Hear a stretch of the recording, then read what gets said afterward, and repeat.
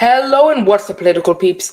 I'm your host, Arav Kapoor, and today I'm here to break down the ins and outs of the 2024 Connecticut Election Day ballot. So I say, with Election Day, what? Election Day is actually tomorrow. So with just less than a day left until Election Day, I'm going to be breaking down the candidates and breaking down all the columns of the Connecticut ballot beyond just row one, the column one, the presidential election, which is always talked about. Because, in fact, the state level laws and legislation that are passed in the state mostly affect people's lives more than either federal or town level policy that is implementing and affecting people's lives. So this state level policy actually has the most effect because the federal government actually leaves a lot of issues to the states to decide one by one.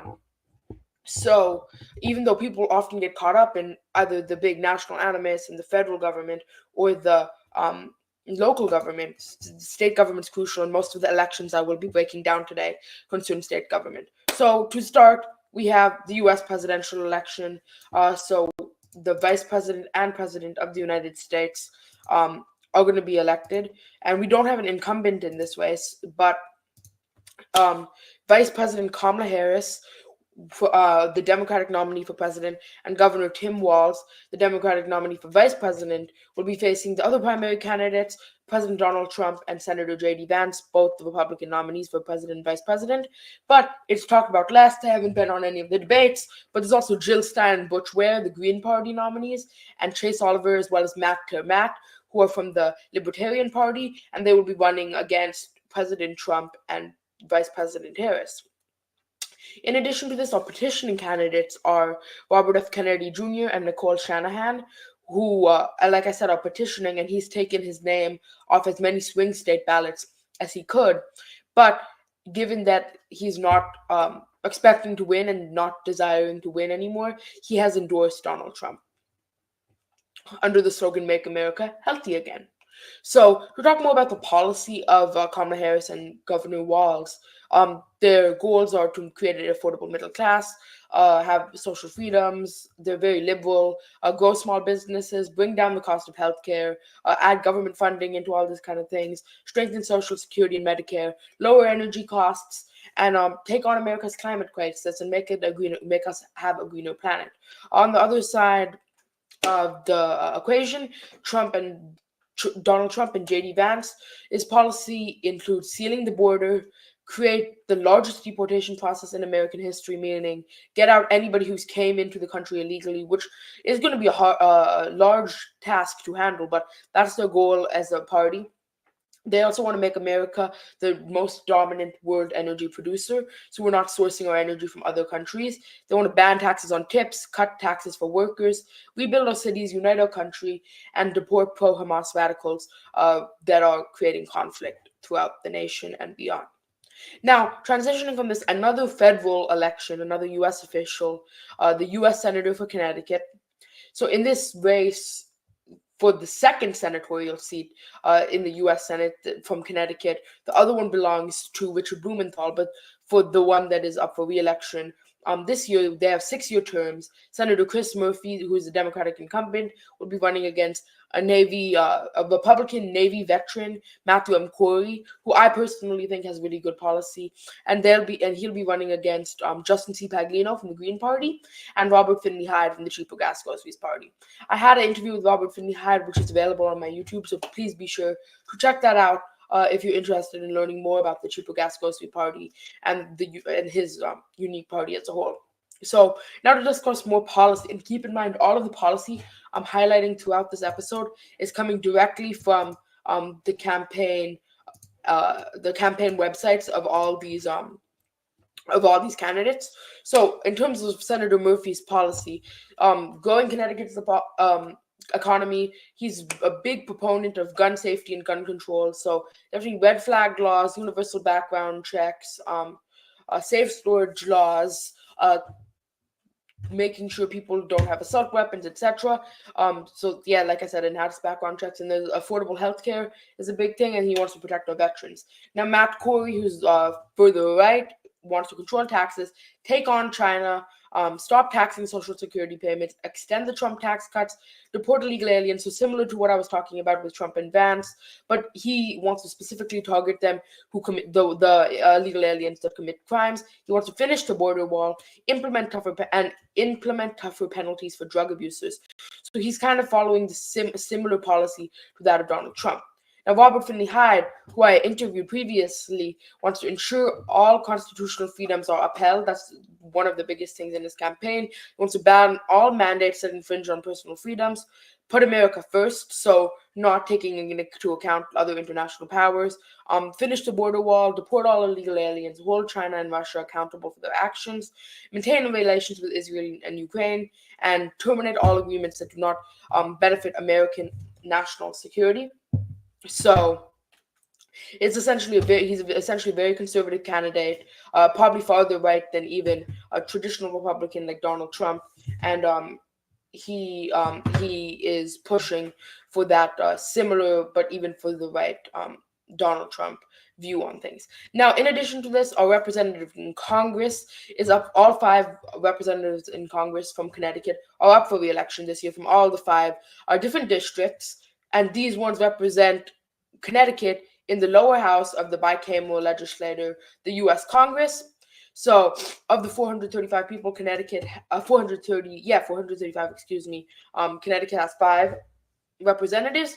And so from the current sitting representative from the 1st District, who's a Democratic incumbent, is Representative John B. Larson. He's running against Jim Griffin, a Republican, and Marielle Sanders from the Green Party. Now, the 1st District kind of does a hook type situation. I wish I had some graphics, but a lot of Election Day content is coming out on my Substack and YouTube, Spotify, Apple Podcasts, Amazon Music. So did not get a chance to put them on here. So that's why I'm just talking to y'all. So municipalities represented include Hartford, Manchester, New Britain, Bristol, and many more, kind of making that hook in northern Connecticut. Now, the 2nd District, which is further out, our incumbent is Representative Joe Courtney, Democratic incumbent. Then Mike Frank is a Republican, and he's a Navy veteran.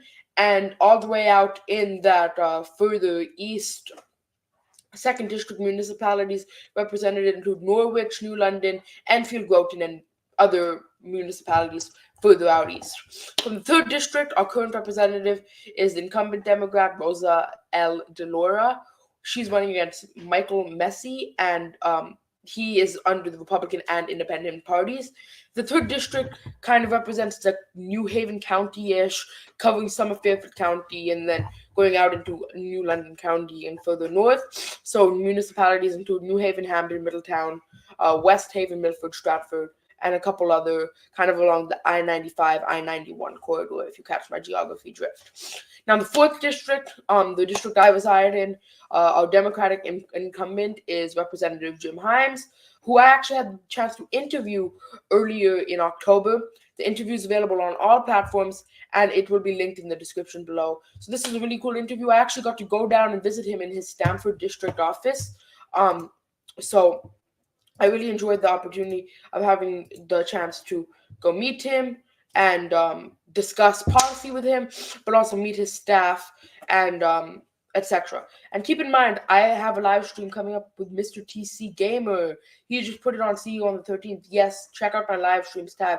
You can sign up for notifications on that. Be sure to subscribe for other notifications. But I will be talking about the Holocaust with Mr. TC Gamer on November 13th. But back to the topic of elections. Yes, I had a great time with Representative Himes in his Stamford district office.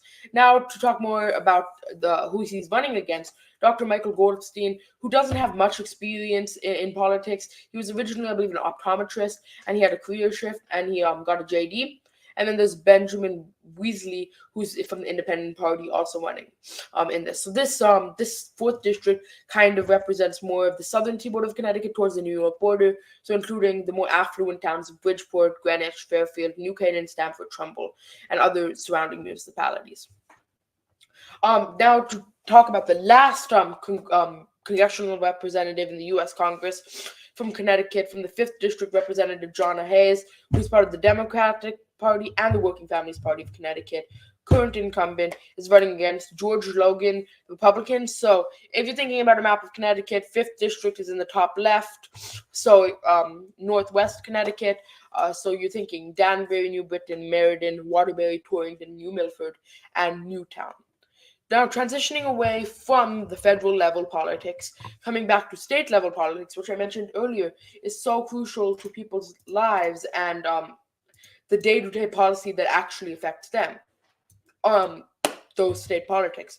So Connecticut has also a bicameral, which means two chambers, state legislature called the Connecticut General Assembly, and the upper house of this bicameral legislature is the state Senate, and the lower house is the state House of Representatives. In this way, so all 36 Connecticut state Senate seats from the 36 state senatorial districts throughout the state are up for re-election this year. These state senators serve 2-year terms and they represent the districts, like I said before, in the upper house. And they represent, and they work in Hartford and represent their districts to the state and to and advocate for state policy. You can find out more about your individual candidates in the link in the description below. I'll add it in after the live stream kind of wraps up because I can't go into detail on all 36. They will be here forever. But there's many different races, but keep in mind the Senate, it does have a Democratic majority, and actually Connecticut is very unique in that the governor's office is Democratic, the Senate is Democratic, and the House of Representatives of the state is Democratic. So there's very limited Republican representation in the state Senate. So be sure to check out that link to find ballots by town and check that out. Now to discuss the lower house of the Connecticut Connecticut General Assembly. The lower house is the state House of Representatives, and all 151 House of Representative seats from the 151 state assembly districts are up for re-election, just like the senators this year. These representatives also serve 2-year terms, and they work in Hartford, representing the district up in the state capital and developing state laws. Same thing, check the links in the description and make sure that you are looking even within the correct municipality. Make sure you're looking at the correct assembly district for your ballot, because assembly districts vary based on what part of the town you live, since many towns and municipalities throughout the state share multiple assembly districts per town. Now, if you want to learn more about the role of a state representative or a state senator, please click onto my YouTube page or my podcast, where you can check out my interviews with Connecticut State Senator Tony Wong, who joined the show in December of 2023 to talk more about his life, career, immigration story, and what being a senator means to him. And my recent interview from just last month with Connecticut State Representative Jennifer Leeper, who told us more about her job, the importance of being a state representative, and the role that the state representative holds. Now, transitioning into the statewide question on the ballot this year, which has raised a lot of questions because a lot of people don't quite understand it. So as of now, there's 3 ways you can vote in Connecticut. You can, of course, go to the polls on November 5th and vote normally. But if you can't do this, you can also go and early vote, which is a rather new thing in Connecticut. It was available from October 21st until November 3rd. Today, November 4th, was the only day we couldn't do early voting leading up to Election Day. And then tomorrow, Election Day, you have, of course, the regular voting. But in addition to this, you can also obtain an absentee ballot. But Connecticut is a state that still remains conservative on this topic, and they don't have no excuse absentee ballots. So if you are a resident of the state of Connecticut and voting in Connecticut, you can only get absentee ballots on your elections if you are either out of state and can't vote early or on election day, you're sick and unable to vote on election day, you're an election official, because obviously you can't vote if you're facilitating the election, you're part of the armed forces, or you can't vote early or on election day for other religious regions. So the question that's being asked to all voters this year is, shall the Constitution of the state be amended to permit the General Assembly to allow each voter to vote by absentee ballot? So this would be an amendment to the Connecticut Constitution, but it's allowing the people to decide if this amendment should be passed. So now you may be like, Well, why not? What's the disadvantage of allowing people to have these no excuse absentee ballots? Well, one argument is for people who are against this amendment is that it's easier to commit voter fraud by using these absentee ballots. Another reason is that it would realistically cost the state a lot of money to go and send mail to people to ask if they want an absentee ballot, and then to check and then to send them absentee ballots for free, kind of, and with the postage and just the simply printing in the ink could cost the state a lot of money. But despite this, many larger states, including New York State, have implemented no excuse absentee ballots, and I know people who have used them seamlessly, and they haven't caused the state itself any severe repercussions. And then throughout Connecticut, there are going to be other like local questions that could be about like your board of education, local funding, infrastructure, Department of Public Works. That all depends on the town. So make sure to click that link that I've mentioned a couple of times to view the sample ballots for your municipality, of course by municipality, on the Connecticut State website.